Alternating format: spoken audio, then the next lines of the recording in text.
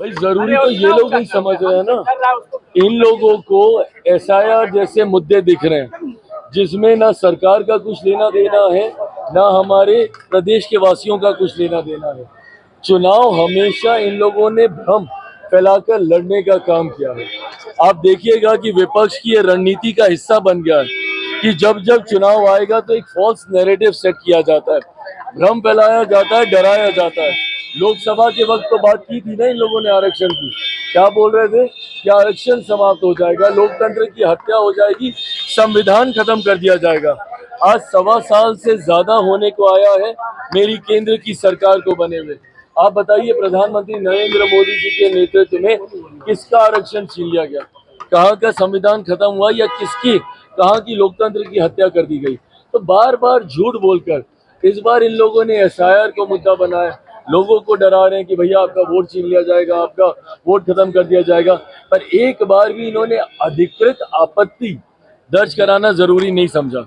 अगर ये मुद्दा आपको लगता है कि इतना ही ज्वलंत है, और अगर आपको स्वतंत्र संवैधानिक संस्था, अगर आपको चुनाव आयोग पर भी भरोसा नहीं है, तो प्रभु जाइए तो एक बार कम से कम न्यायालय, सुप्रीम कोर्ट जाइए, वहां पे जाकर आप अपनी शिकायत दर्ज कीजिए।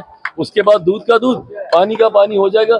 पर सिर्फ झूठ बोलकर भ्रम फैलाना और लोगों को डरा कर वोट हासिल करने की सोच, ये रणनीति गलत है। Thank you.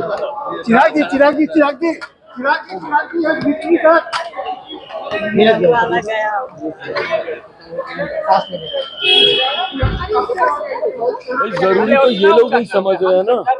इन लोगों को एसआईआर जैसे मुद्दे दिख रहे हैं जिसमें ना सरकार का कुछ लेना देना है, ना हमारे प्रदेश के वासियों का कुछ लेना देना है।